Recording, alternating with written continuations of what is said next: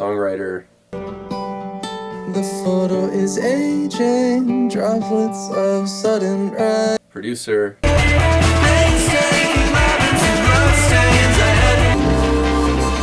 Composer.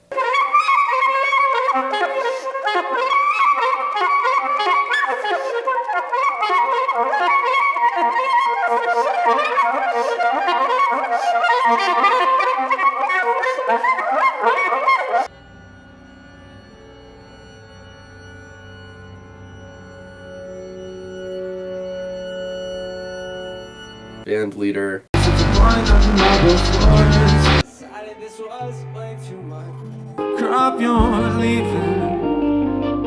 Recording studio honcho.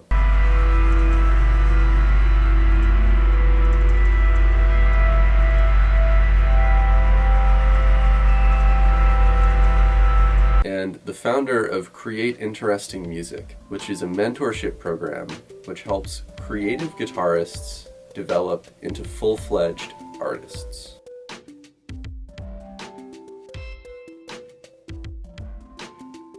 Mostly to make sure that I'm doing jazz position properly. Yeah. What of my four fingers should my thumb be like aligned with? Because I'm trying to keep it like, it seems to tend to like be more aligned with like my middle finger when I'm doing it this way. And just want to make sure that that's like not too far in or too far out. Totally. Yeah, I'd like to redo this one as like a video, because like, I mean, and I do like show in the very next video like how to do this, but okay, cool. But I'll show you right now, because I mean, I'm probably better at explaining it now than I was a year ago. So yeah, okay, so basically what's going on here is that so jazz position, as you were doing, I'll turn on my live performance video, you know, I don't know, I'm just playing stuff. But, you know, basically what's going on throughout is that my thumb is on the back, and as I play, my thumb is basically an anchor. Okay. Yeah, okay. And so what's going on is that, usually my thumb is aligned with my middle finger. And there's actually kind of a funny thing here that I've noticed. Maybe I talk about this in the actual jazz position video. But, like, my thumb is so locked in, it's, like, really, like, with position shifts. So this is like A major. We'll get into different keys and stuff. So this is what it looks like on the back. And then if I move to B flat major. Okay. It's like my thumb basically stays in the same place, and it's usually aligned with my middle finger. Okay. That helps. Yeah, I think I was maybe like my thumb too far down. Oh yeah. But it's more natural for me to keep it up, which is cool. Yeah. And then something else, that I'm just always, I think I talk about this in the this video, and if not, maybe it's under like absolute beginner guitar or something like that. But just really quick left hand tip. Your left hand is already looking pretty good. It's looking really good. But basically, something that I see sometimes people doing is like extending their wrist out like this, which we really never want to do under any circumstances. Right. And so basically, the closer we can have to having a flat wrist, the better. Or sometimes our wrist will be like this, you know, but we never really want it to be like this. And so instead of like that. Yeah, exactly. Like this. Yeah. And so the closer that we have to having the flat wrist, the less tension we're going to have in through here. And that just means we're going to run into fewer issues with both sort of like tension and like soreness. And it also means we're not really going to run into like speed blocks. Okay. Cool. This is great. I've like really been holding the guitar around for years. I never learned. Or if I didn't, I forgot. Yeah, well, I'm glad to clarify. I mean, honestly, I didn't have this stuff for a long time. I had a couple of sort of major overhauls of my technique over the years, and I'm super down to like geek out about that sometime. But the other thing that was really big that I believe I talk about in 1.1, and if not, I talk about it in like absolute beginner guitar, which is something that I don't usually point people to, because I made it before I kind of figured out what my ideal sort of student was, and they tend to not be absolute beginner guitarists. Sometimes there are some really cool people who are starting on the guitar who are super creative. That's really cool too. But the other thing that I recommend, the other kind of biggest unlock that I had for my technique ever was related to my right hand. And so basically my sort of ideal right hand technique, at most, my wrist is flat like this, Mm. At best, it's like this, but I'm never doing this. And for a long time, I'd mount my wrist like this. And as long as my wrist was mounted, like now I can do more with it because I've learned a lot. But the whole time that I was mounting my wrist like this, I really had a big tension problem in here. And so Mm. for me, there was this sort of speed limit on my playing, which was 16th notes at quarter equals 116, and I could like never get past that. And there was like a summer where I was trying to learn how to play a bunch of like Django Reinhardt type stuff. Yeah. Actually, it was a couple years after that. There was a summer where I was trying to play a bunch of bluegrass stuff, and I went back to videos of Django Reinhardt after I'd had my big Django phase. It's like in a summer that I was turned 23, I guess. And I was trying to figure out how to play like fast bluegrass. And I realized that all of the bluegrass musicians who could like play crazy fast on acoustic instruments, their hands looked like this as they were playing. It's like, and actually, Whoa. I get into this in a couple of videos or a couple of like tabs down. It's like the speed video about speed or text lecture thing about speed. But I have a friend who's this like crazy mandolinist, this sort of like award winning. He won the like national mandolin championship or whatever when he was like in high school, and he could play crazy fast with like perfect technique.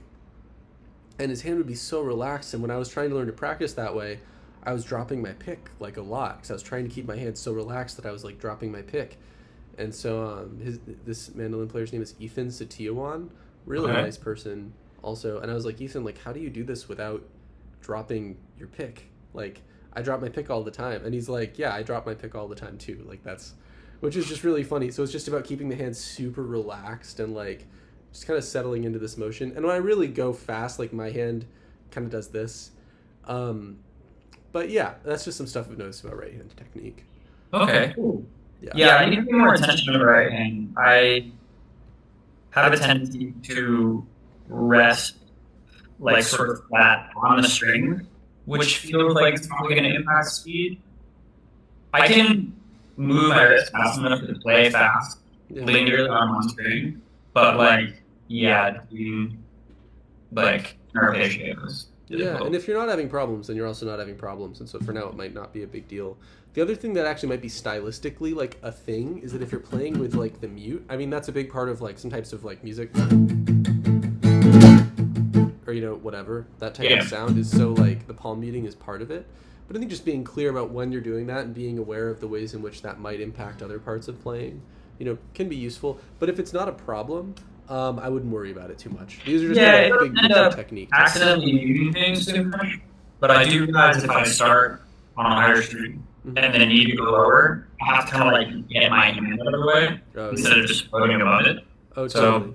something else should I keep an eye on. Oh yeah, yeah. And so I don't know if I used this phrase specifically already, but like floating wrist was one of the big unlocks. So not just like the relaxed wrist, but rather Yeah. than mounting it, keeping it floating. Yeah, And this is like yeah. this just turned up the difficulty like a lot. Oh wait, what I'm did you say? so sorry. So, oh, you said something a lot. It turns up the difficulty for me like a lot. Like Yeah. I'm so used to being able to have something to push back against. Like the thought of playing something that I know that I can play fast is like, Totally. I mean, for me, when I started doing this, it felt like I was starting from scratch in yeah, terms of like my right hand. And the thing is, like, as you work on things, you can do that. If you're working on some linear improvisation stuff, which you're going to find out about pretty soon, you can try to keep your hand like floating. And for a while, you will lose accuracy. Like, there's a reason that people gravitate to the mounted wrist thing, and that's because it makes it a lot easier to be accurate, like a lot more quickly in terms yeah, of progression, but it also is just a technique that comes with a lot of like caps and limitations. So it's kind of like good for beginners, but if beginners start that way, although they'll make more progress in week one or whatever, then they're going to have a technique that they might need to unlearn, you know? gotcha.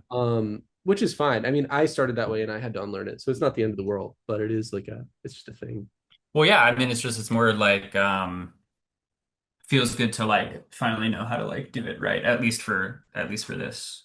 Because yeah, I mean, I'm really used to playing guitar like really like over the fretboard Yeah. and like really like with it pushed like to the right as much as possible. I don't know why I like gravitated towards that, but it does seem to make my hand more perpendicular to do it that way. So I think maybe that's why it's a little bit easier to do it this way. Oh, wait, which way? Sorry, I'm missing. Like to do jazz position, I realize that the way that I play a lot of the time, like with the cutout like on my thigh, like the way that I, Oh, was playing before I like learned this position, it actually helps me keep my hand perpendicular. I think that might be why like jazz position is like a little oh bit yeah, easier for me. totally. Yeah, yeah. And the distinction that I think I mentioned in the video too is that like basically anytime, oh, actually really important thing that I just saw you do, I'll point out after I say this. Well, I think basically I recommend jazz position for any time that you're doing anything that doesn't involve bending strings. And then if you're doing stuff that involves bending strings, then you really like need to bring the thumb up because because like we can't Yeah, like because we just need to access different muscles. It's really uncomfortable to bend strings by using these muscles, which is what it would be in jazz position. With blues position, you're really bending by using these muscles in your wrist, which is at least that's I think that's what it feels like to me. That's where I feel some tension, and that's where we have a lot more strength for that type of thing. Something else that I saw you doing that I just want to keep an eye on is that I saw you for a second, it's like your thumb was moving up here. And so the danger with that, it's like as your thumb creeps up, your hand will want to like rotate. yeah, This this I don't recommend. I mean, and also for every piece of advice that I have about technique on the guitar, there's going to be a counter example. sure. Like Mark Ribot somehow can like mount his wrist and play really fast, and it looks wrong to me. Like he's a great guitarist and I love his music, but when I look at his right hand, it like stresses me out. Yeah, And I just learned right hand techniques differently, and then my sort of left hand technique really comes from studying this guitarist Julian Lage. I don't know if you've come across Julian Lage much. no, I don't think so. Yeah, he's a lot more kind of like in harmonically than a lot of the stuff that we were talking about at the beginning of the lesson. But he's really great. I'll drop his name in our chat. And I'll also send you this one video of his that totally blew my mind when I was in my early 20s. Where yeah, his technique's much more like classical guitar technique, like you can see like when I'm doing this, like my fingers look super like strong, and it's because this technique lets me do it. Yeah.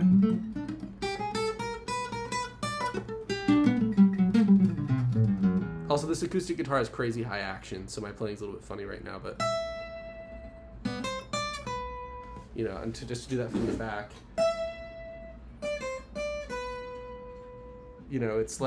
it's like my fingers are they not only are they like perpendicular, there's another thing here that's like my fingers are very arched. And when your fingers are arched, you really get to use the strength of your fist's ability to like close, which is going to really work with the way that your hand works. That looks really good. The way that you're playing right now looks really good. And to contrast that, for a while I had this technique that actually led me to some injury, which then I thought I was supposed to play with like the flat parts of my fingers. Oh, yeah. And that's not good at all, because that just doesn't really work. It's not like synergistic with the way that our hands work, like it just causes us to use muscles in a really weird way. But if we can get the arch going, then even your pinky, like if you're approaching it from the right perspective and you do it enough that you start to like get comfortable with it, even your pinky can like have all of this strength.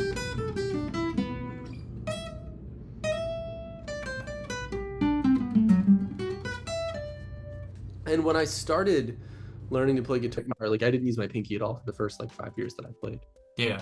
because I It was took me always a long time to use it. because I was always in blues position, and if your hands are like this, then the pinky's way out of the way. So yeah, so those are some kind of big picture technique tips. Cool. Great. Thank you. That's very helpful.